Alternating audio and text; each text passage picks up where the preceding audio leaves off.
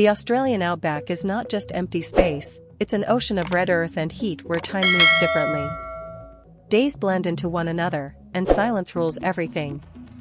You can drive for hours and see nothing but endless dirt tracks, scattered shrubs, and wind carving ripples in the sand. It's peaceful to some, intimidating to others, but for those who live here, it's home. And in this vast, unforgiving landscape, the Lamont family had built their life.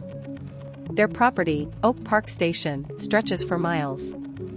A place where the horizon never ends and where you can stand outside and hear nothing but your own breath. It was in that same silence that 4-year-old Gus vanished. One moment, he was playing near the homestead, a child surrounded by family, dogs, and the safety of the land he'd known all his short life. The next, there was nothing. No sound. No movement. Just the wind shifting across the sand. For days after, that silence became unbearable. It filled the house, the yards, and every mind that searched the hills and creeks nearby. Hundreds joined the search, police, SES, neighbors, even military units. Helicopters traced wide circles above the red plains. Drones scanned from above.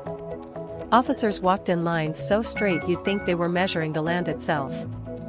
But the earth gave nothing back. No footprints. No scraps of clothing.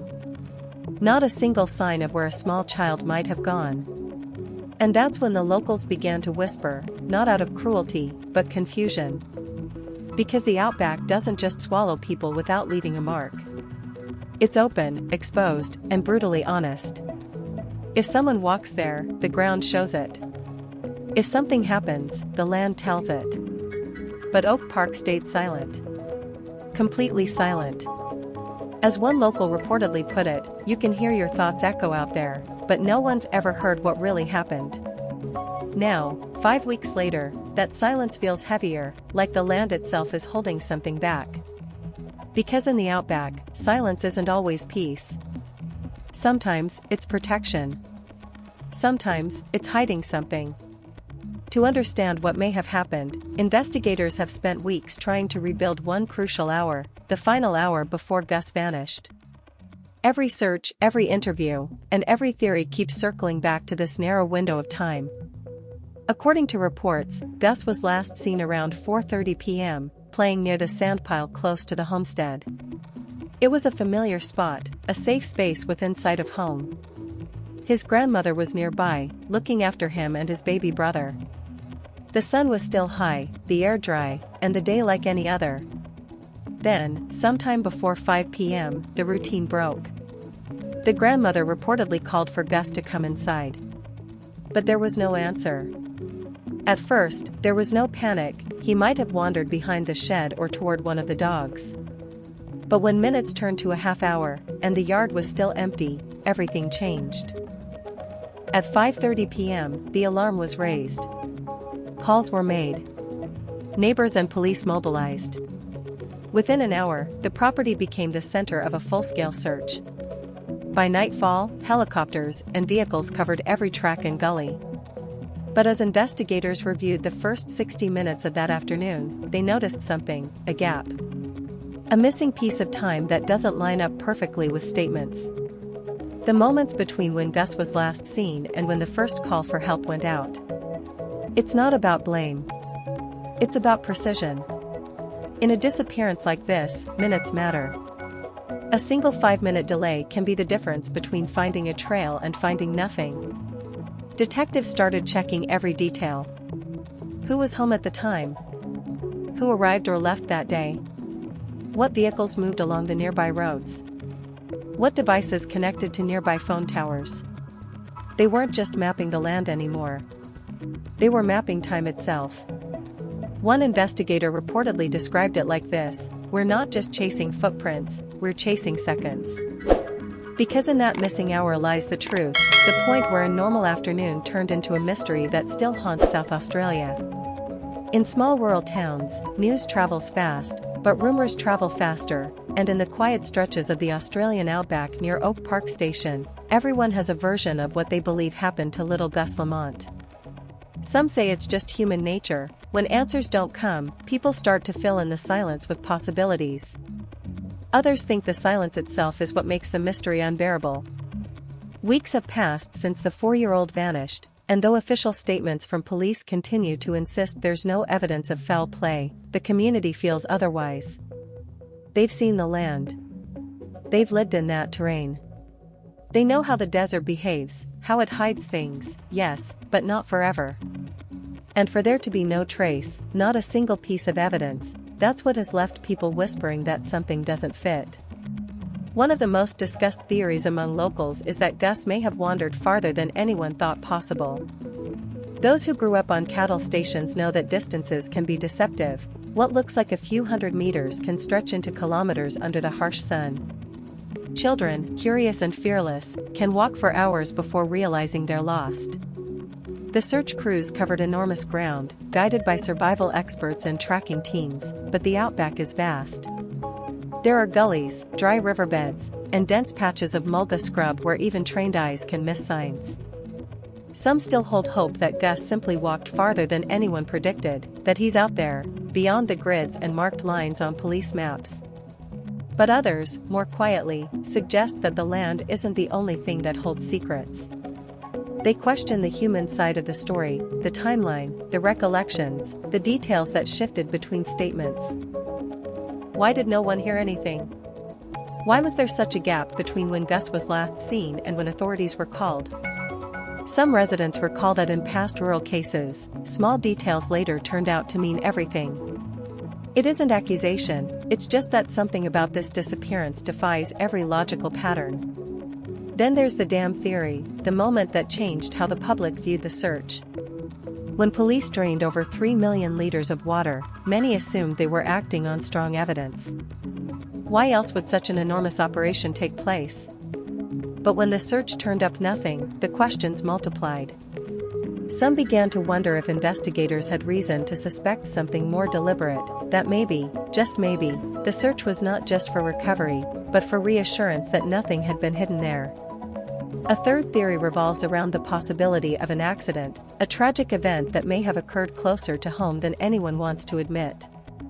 People talk quietly about it in general terms, not pointing fingers, just reflecting on how remote properties can sometimes turn routine moments into irreversible mistakes. It's the kind of theory that surfaces only when people start to think about what makes sense, and what doesn't. Still, many cling to hope. They say Gus was a bright, curious boy, a child who loved exploring and often wandered around with wonder in his eyes. Maybe, they say, he simply set off to look for his mom and lost his bearings in the endless bushland. Maybe he's still out there, hidden somewhere that no one has yet thought to look. But as each day passes without an answer, that hope is tested by the stillness that hangs over Oak Park. The desert remains unmoved, giving nothing away. The wind carries no sound, and even the search dogs, brought in during the early days, failed to find a clear scent trail. And so, the theories remain, not because people want to speculate, but because silence breeds imagination. Every unanswered question becomes a seed for another idea, another explanation, another version of events that might finally make sense. Some people avoid talking about it altogether. Others, over coffee or in the local pub, still replay that day in their minds, trying to picture how a 4-year-old could simply disappear in plain sight. They keep saying the same thing, it just doesn't add up. The longer this mystery stays unsolved, the more it becomes a mirror, reflecting not just the tragedy of a missing child, but the quiet anxiety of a community that no longer trusts the idea that every mystery has an answer.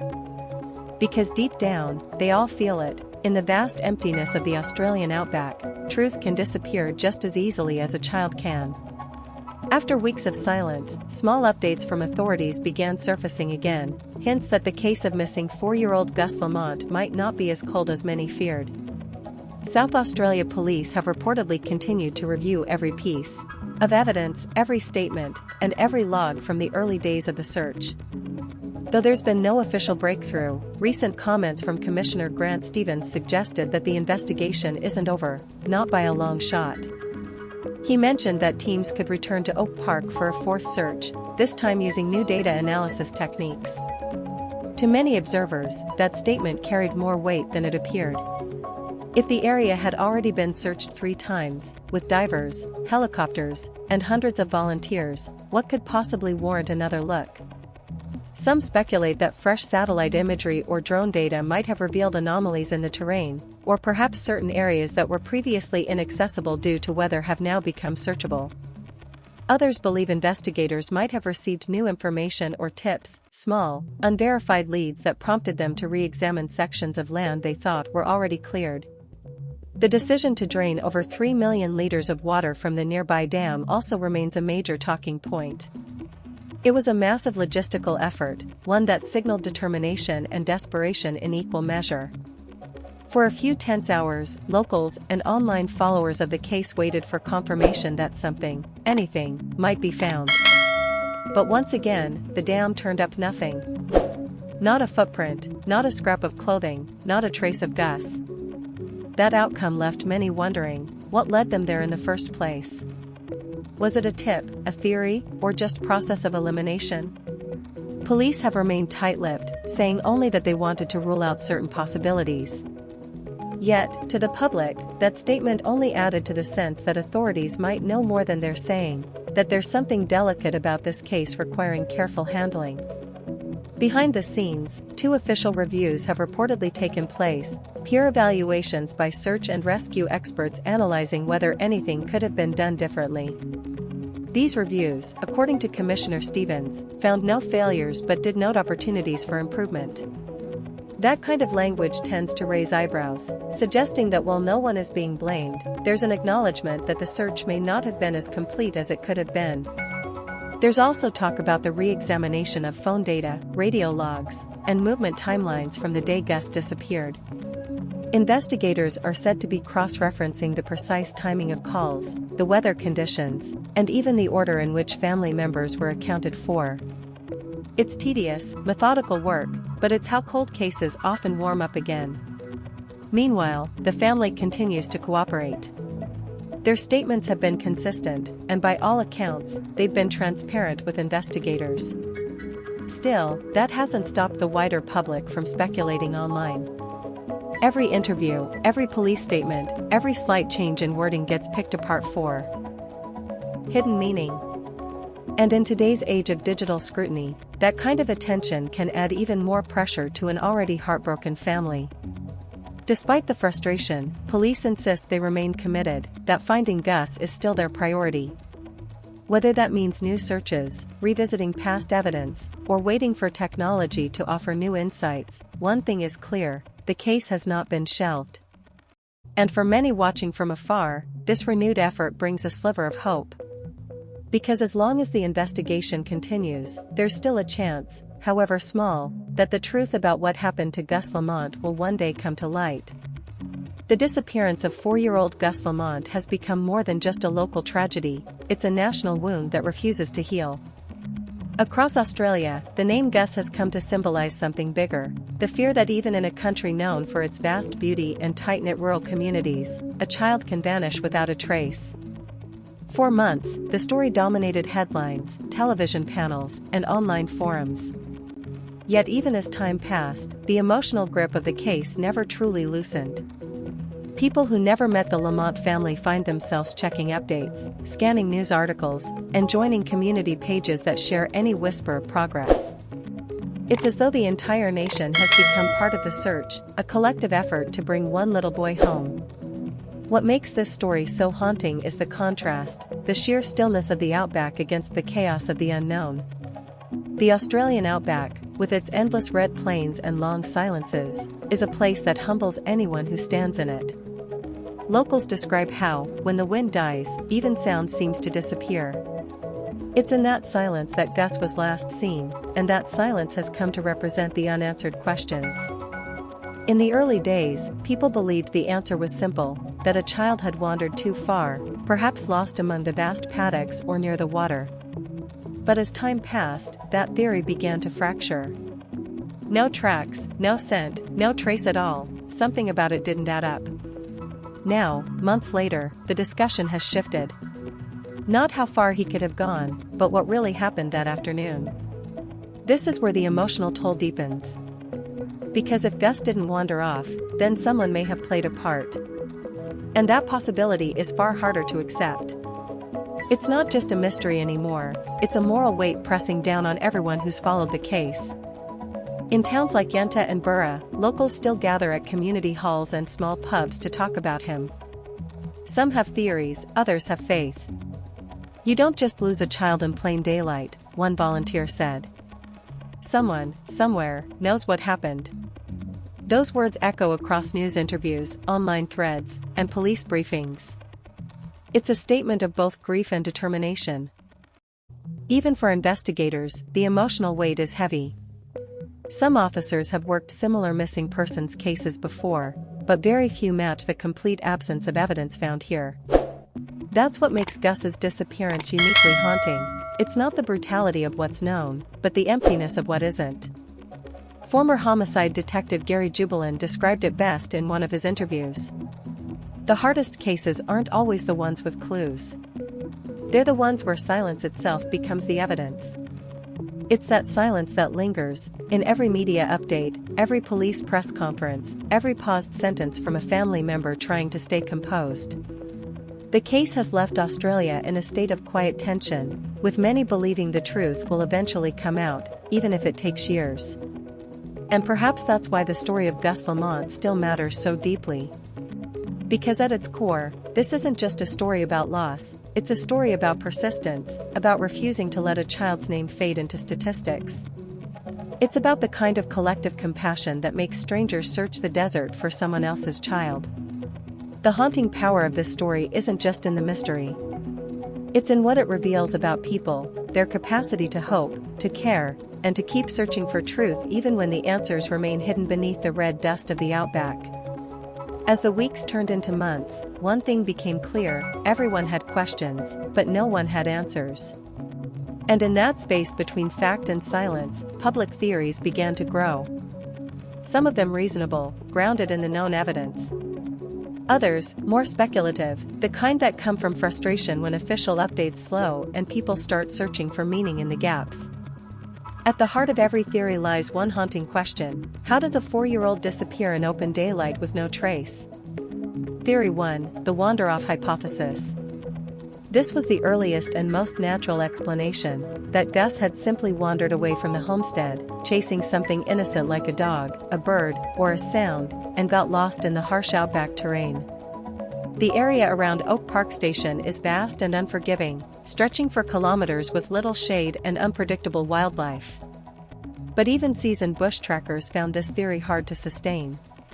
No footprints, no scraps of clothing, no signs of struggle or rest. Search dogs brought in from multiple regions couldn't pick up a lasting scent beyond the immediate yard. That silence in the data, that lack of trace, eventually forced investigators to look elsewhere. Theory 2, the accidental cover-up. This theory is harder to discuss, yet it's one that often emerges in missing child cases. It suggests that something unintended might have happened, a tragic accident, followed by fear-driven panic. Maybe a vehicle incident, a fall, or a split-second mistake that spiraled into a cover-up. Police have never confirmed such a line of thought, but investigative procedures, such as revisiting timelines and verifying vehicle movement, align with what's known as an elimination phase. It's not about blame, but about precision. In this stage, every person close to the family, every visitor, every message sent or call made is scrutinized. Theory 3, external involvement. Then came the third and most disturbing possibility, that an external party could have been involved. Someone who arrived or passed through that day, perhaps known to the family, perhaps not. Investigators have been careful in addressing this idea, but the region's openness makes it plausible. Oak Park lies near remote transport routes, with sporadic traffic and long stretches of unmonitored distance. In places like that, timing is everything: one vehicle, one wrong turn, one moment of opportunity. Digital forensics teams have since begun cross-checking signals from phones and vehicles within a 15 kilometers radius. Every ping, every message timestamp, every movement is now part of the larger puzzle. Theory 4, the unseen connection. This theory grew later, among those following the case closely online. It points toward personal dynamics rather than random chance. It's based on the idea that sometimes the answers lie not in the land, but in relationships, strained, complex, or hidden. Investigators have quietly revisited interactions in the days leading up to the disappearance, including messages and calls that might have been altered, deleted, or poorly explained. As one former detective said, "You can't delete a signal, you can only delay its discovery." The unanswered questions. Even now, several questions linger, heavy and unresolved. Who was the last verified person to see Gus alive? Were there vehicles that came or left the property that weren't initially recorded? Did anyone's story change slightly after police interviews? Was there any digital communication that suddenly stopped after the boy vanished? And most haunting of all, if the land gave back nothing, then where is Gus? Each question leads to another, and together, they form the quiet heartbeat of this case, a rhythm that hasn't faded since that afternoon. For the public, the theories aren't just speculation, they're expressions of collective hope and frustration. People aren't trying to invent drama. They're trying to fill the silence left by something that should never have happened, a child gone, without reason, without closure. And until those questions find their answers, the name Gus Lamont will continue to echo, not just across the Outback, but in every Australian household that still believes truth has a way of surfacing, no matter how deep it's buried. After weeks of searching, analyzing, and theorizing, the investigation quietly shifted. What had begun as a desperate search across miles of harsh outback was no longer just about terrain, tracks, or survival instincts. The focus had moved inward, toward people. Detectives began to scrutinize not only what was seen, heard, or found on the land, but also what was said, what wasn't said, and what couldn't be explained. Every timeline, every phone call, every vehicle movement was re-examined. The gaps, the inconsistencies, and the unexplained silences suddenly became as important as footprints in the dirt. Investigators reportedly started cross-referencing the presence of every person who had been near the property, family, workers, visitors, with data from phones, GPS signals, and regional traffic. It was methodical, painstaking work, but necessary. What was previously considered routine or normal could now hold clues. Small delays, unanswered calls, or missing signals could point to something larger. This was the turning point, the moment when the case evolved from a search for a missing child into an investigation into human behavior and choices. The land alone would no longer provide the answers. Instead, the question became, who was there, what did they do, and what did they leave behind, intentionally or not? Former experts following the case have explained that this type of shift is common in complex missing person investigations. Once the obvious evidence disappears, investigators rely on patterns, timelines, and human behavior. Every tiny discrepancy can ripple into a breakthrough. A minute difference in a statement, a delayed call, or a seemingly insignificant absence can reveal far more than what is visible on the land itself. For the Lamont case, the significance of this turning point is profound. It reframes the entire narrative. No longer is the story about a child who wandered into the outback and vanished. Now, it is about the choices, movements, and actions of those present in the hours leading up to his disappearance. The turning point also carries an emotional weight. For the family and the community, it means hope that new insights could finally surface. But it also means tension, the realization that answers might lie closer to home than anyone expected, and that understanding what happened will require confronting uncomfortable truths. In short, the case has entered a new phase. One that relies on patience, precision, and the careful reconstruction of a single, pivotal hour. The land, silent as it is, can no longer tell the story alone. Now, the eyes of investigators, and the scrutiny of the data, are where the answers may finally be found. Even in the vast openness of Oak Park Station, the feeling of being watched can linger, not literally, but in the sense that someone, somewhere, may have been observing without being noticed. In every case like this, investigators consider the possibility of an unseen presence, someone whose actions or inactions, deliberate or accidental, could hold crucial answers. It's not about suspicion for its own sake. It's about understanding the dynamics of the day, who moved where, who noticed what, and what gaps exist in the chain of events. Every delay in reporting, every unexplained absence, every minor inconsistency becomes significant. Sometimes, the most important witness is the one no one knew was paying attention. Behavioral specialists explain that someone familiar with the land, the routines, and the family might act normally, blending into the background. They don't need to call attention to themselves. They may simply wait, observe, or react in subtle ways, and those small actions can leave traces, if investigators know where to look. In Gus Lamont's case, the unseen presence could exist anywhere, in the yard, along the dirt tracks, inside the homestead, or even in the movements and decisions captured digitally.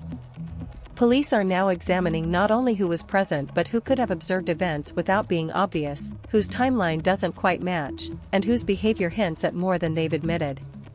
The concept is unsettling, but necessary. Every investigation of a missing child eventually turns to the question, who was there, and what did they see or know? It doesn't mean accusation, but it acknowledges that even the quietest observer can hold vital information. And so the shadow of the unseen presence lingers over Oak Park. It's in the gaps of phone records, in the minutes no one can fully account for, in the moments between calls, footsteps, and voices. Somewhere in the silence, there is someone who knows, or at least remembers more than has been shared. Until that person comes forward, the story remains incomplete. The puzzle cannot be solved, the silence cannot be broken, and the questions cannot be answered fully. Every search, every question, and every analysis now focuses on that space, the unseen, the unnoticed, the moments that could finally illuminate what happened to Gus Lamont. The case of Gus Lamont is far from over. Months have passed, yet every unanswered question, every gap in the timeline, and every silent moment continues to weigh on the family, the community, and the investigators. Oak Park Station remains a place of uncertainty, where the Outback's vastness mirrors the unanswered questions that hang over this tragedy. For those following the story, it's a reminder that missing children cases aren't just about search grids or media updates. They're about persistence, attention to detail, and the unwavering belief that truth can surface, even from silence. Every piece of evidence, every witness account, and every digital trace has the potential to bring clarity, and every day the investigation continues is another chance for answers to emerge. But the search for truth doesn't happen in isolation. It depends on people who stay engaged, who question, and who demand accountability. That's why your awareness matters. Following updates, sharing verified information, and keeping attention on cases like Gus Lamont's ensures that they remain a priority, not just for authorities, but for the broader community that refuses to forget. And while no one can predict how or when the answers will come, one thing is certain, the story isn't complete, and it won't be until every question is addressed. Until someone steps forward with clarity, until evidence reveals what happened in that pivotal hour, the mystery remains, and the hope for resolution endures. So stay informed. Stay vigilant. Keep asking the hard questions. Because in cases like this, truth doesn't fade quietly into the red dust of the Outback. It waits, patiently, for those willing to seek it. Because Gus Lamont's story deserves answers, and until they come, it belongs to all of us to keep looking, keep remembering, and keep the spotlight on the path to justice.